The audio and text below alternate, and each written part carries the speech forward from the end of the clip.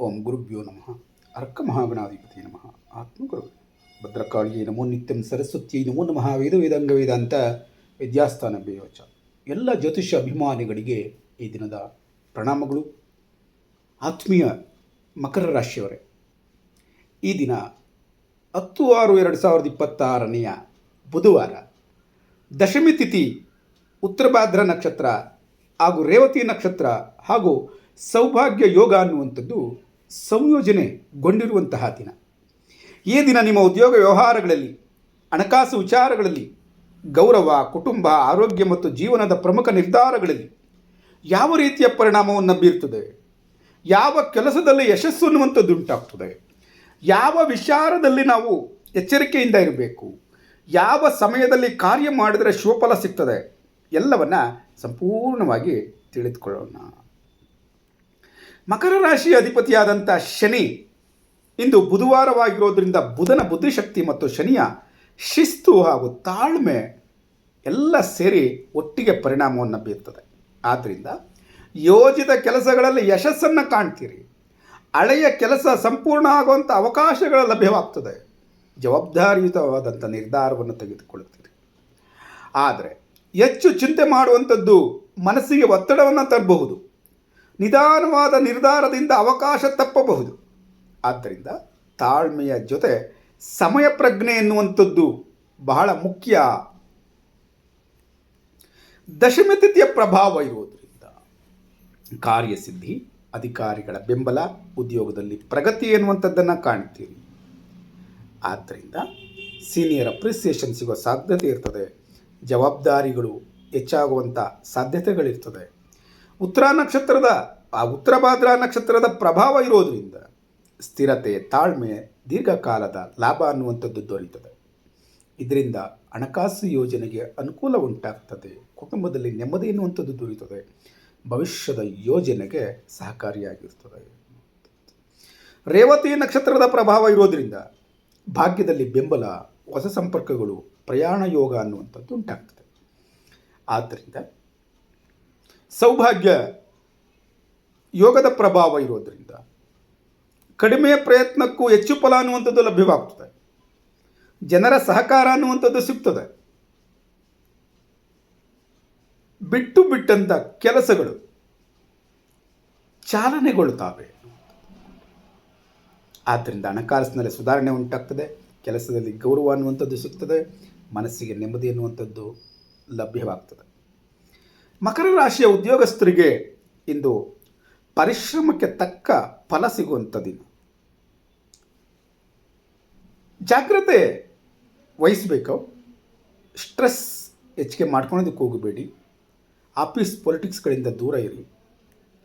ಕ್ಷೇತ್ರವಾರು ಉದ್ಯೋಗ ಫಲ ಹೇಗಿರ್ತದೆ ಎನ್ನುವಂಥದ್ದನ್ನು ನೋಡೋದಾದರೆ ಶಿಕ್ಷಕರು, ಜ್ಯೋತಿಷಿಗಳು, ಟ್ರೈನರ್ಗಳಿಗೆ ಅತ್ಯುತ್ತಮವಾದಂಥ ದಿನ. ಖಾಸಗಿ ಉದ್ಯೋಗದಲ್ಲಿರುವಂಥವ್ರಿಗೆ ಟೀಮ್ ವರ್ಕು ಉತ್ತಮ ಫಲವನ್ನು ನೀಡ್ತದೆ. ರೆಕಗ್ನಿಷನ್ ಸಿಗುವಂಥ ಸಾಧ್ಯತೆಗಳಿರ್ತದೆ.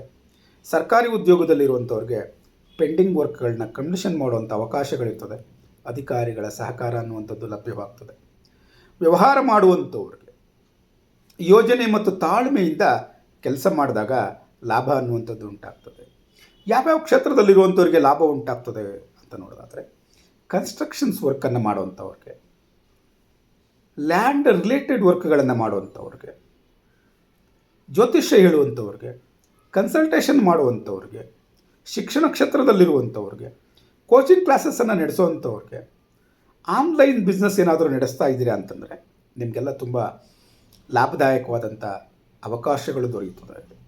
ಹೊಸ ಎನ್ಕ್ವೈರಿಗಳು ಬರಬಹುದು. ರೆಪ್ಯುಟೇಷನ್ ಹೆಚ್ಚಳ ಆಗ್ತದೆ ಅನ್ನುವಂಥದ್ದನ್ನು ತಿಳ್ಕೊಂಡ್ರೆ ಹಣಕಾಸಿನ ವಿಚಾರದಲ್ಲಿ ಸಣ್ಣ ಲಾಭ ಉಂಟಾಗುವ ಸಾಧ್ಯತೆ ಇರ್ತದೆ. ಹಳೆಯ ಹಣದ ಸೂಚನೆ ಎನ್ನುವಂಥದ್ದು ಲಭ್ಯವಾಗ್ತದೆ. ಸೇವಿಂಗ್ ಮಾಡೋದಕ್ಕೆ ಒಳ್ಳೆಯ ಯೋಚನೆಗಳು ಬರ್ತದೆ. ಆದ್ದರಿಂದ ನೀವು ರಿಸ್ಕ್ ತೆಗೆದುಕೊಂಡು ಇನ್ವೆಸ್ಟ್ಮೆಂಟ್ ಮಾಡುವಂಥದ್ದು ಬೇಡ. ಹಣದ ಬಗ್ಗೆ ಜಾಗ್ರತೆ ಇರಲಿ. ಕುಟುಂಬದಲ್ಲಿ ಶಾಂತಿ ಎನ್ನುವಂಥದ್ದನ್ನು ಕಾಣ್ತೀರಿ. ಹಿರಿಯರಿಂದ ಬೆಂಬಲ ಅನ್ನುವಂಥದ್ದು ದೊರೀತದೆ. ಆದರೆ ಆಫೀಸಲ್ಲಿ ಅಥವಾ ನೀವು ಮಾಡುವಂಥ ವೃತ್ತಿಯಲ್ಲಿ, ಉದ್ಯೋಗದಲ್ಲಿ ಇರುವಂಥ ಒತ್ತಡವನ್ನು ಮನೆಗೆ ತೆಗೆದುಕೊಂಡು ಬರಬೇಡಿ. ಮನೆಯಲ್ಲಿ ಶಾಂತಿ ಸಮಾಧಾನದಿಂದ ಇರಿ. ಕೆಲಸದ ವಿಚಾರ ಕೆಲಸದಲ್ಲಿ, ಮನೆಯ ವಿಚಾರ ಮನದಲ್ಲಿ. ಹಾಗೆ ಮನೆಯ ಕಡೆ ಸ್ವಲ್ಪ ಗಮನವನ್ನು ಕೊಡಬೇಕು. ಮಾತಿನಲ್ಲಿ ಕಠಿಣತೆ ಎನ್ನುವಂಥದ್ದು ಬೇಡ. ಆರೋಗ್ಯದಲ್ಲಿ ಸ್ವಲ್ಪ ಮೊಣಕಾಲು ನೋವು ಬರಬಹುದು, ಬೆನ್ನು ನೋವು ಬರಬಹುದು, ದಣಿವು ಉಂಟಾಗ್ಬೋದು.